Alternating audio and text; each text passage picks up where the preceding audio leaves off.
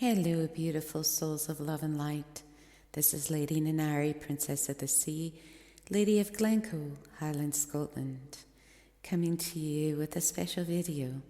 So back in June of this year, 2019, I did a mentoring session for a beautiful divine feminine goddess who lives in America, who is on my meditational hypnosis course.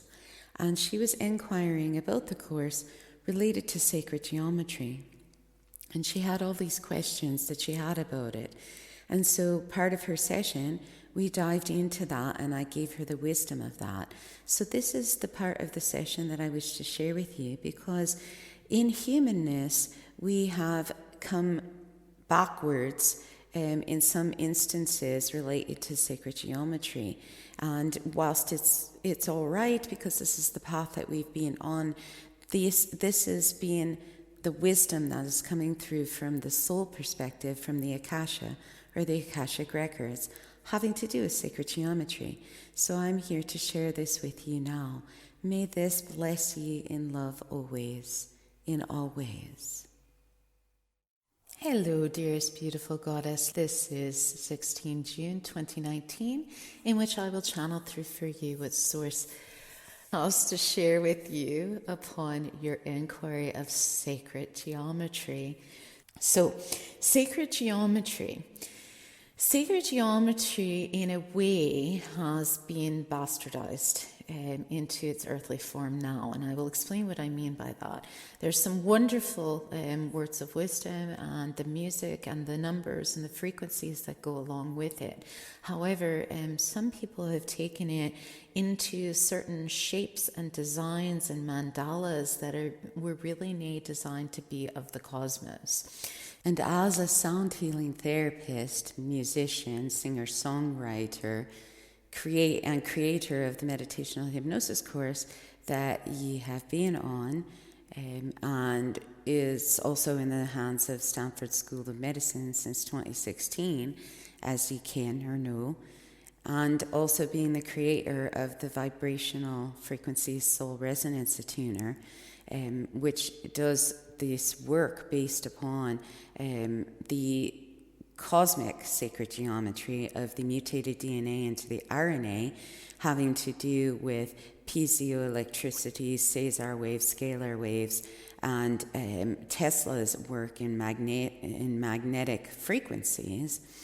It's the vibrational frequency is what occurs first. It's vibrational frequency energy. This is why Tesla said, if you want to know the secrets of the universe, think in terms of vibration, frequency, and energy. And so it's the vibrational frequency that then creates what we call sound. And then we in humanness ascertain certain numbers to it of that vibrational frequency sound, rather than numbers themselves or shapes or other things being that actual essence of vibrational frequency. So it begins with vibrational frequency and sound, and then the numbers we humanly put upon it. So I'll explain what I mean by that.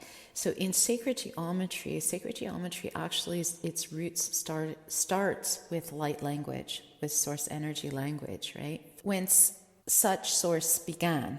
And we created the souls that we are in that soul agreement, and light language came into being of the vibrational frequency of who we are, into symbols, words, and vocal intonations of those frequencies. Along with the sacred geometry came that. But the sacred geometry is actually based upon the flower of life in that sense. So the flower of life is actually concentric circles. Now within that you have the womb, actually, which is the Vesica Piscis, right? And that middle part there, which actually looks like our womb in that sense, in terms of the yoni, the beginning of our opening, right? It's that same similar shape, the Vesica Piscis. Well, if you look at it, because of the concentric circles that are in it, it's really sharp in its edges. Now, the only sharp edges that we really have is the diamond shape. okay, in that respect, which becomes the Merkaba or Merkaba. But everything else that came from it, in a sense, was really meant to be the design of the universe. Because if you look at the design of the universe and of light language, it's all about concentric cycles and concentric circles and things that are round and circular, right? Or oval shape or Vesica Pisces shape. Or the diamond, in essence, then was more like the marquee diamond. And the crystal that I have currently is a representation of what it used to look like. But it was more like, if you look at a marquee diamond, where there is just two wee points up at the top and the bottom, right? But it's really more rounded, per se. It's more of a round shape, like the Vesica Pisces, okay? So now all of these other dodecahedrons and all of this other stuff that came after it was actually what I meant by the bastardization of it, in that respect. Okay, now the sacred geometry also has within it the Hertz frequencies, which again your question had to do in relation to the meditational hypnosis course, right? So all of the different Hertz frequencies, even beyond the spectrum of what I cover in the course, because if I were to cover even beyond that of the other frequencies, the course is already very deep, as ye well can or know, but to go into even more multidimensional frequencies than that would blow somebody's mind.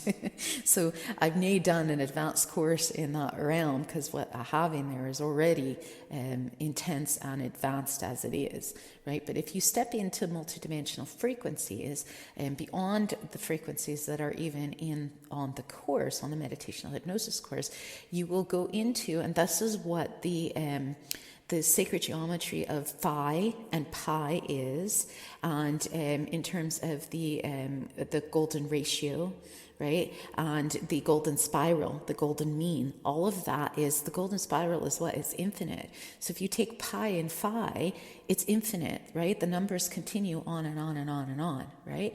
That shows the infiniteness of the universe. It never ends, just like the universe. It never ends. It has no beginning and no end. Same thing with the infinite spiral, right? So all of that is part of sacred geometry. And like I said, all of the angles and whatnot that came from it was basically a bastardization, in a sense, because it took the pureness and the wholeness of those infinite spirals and the infinite circles and infinite cycles that we have, and actually boxed it, right? It put us into boxes, which is what we attempt to do on this earth. Now that began actually in Atlantis. Okay, once we were in Lemuria, and obviously with source and with light language, once it's drawn in its symbols, is really fluid, in the sense of, again, it's very fluid and open, and it's more about circles and curves and things of that nature. That's why, if you notice, the first sacred sound, if you will, that came into being, the Om symbol, does it really have any per se straight lines or boxes or squares or any of that? No, nay, it's very fluid, yeah.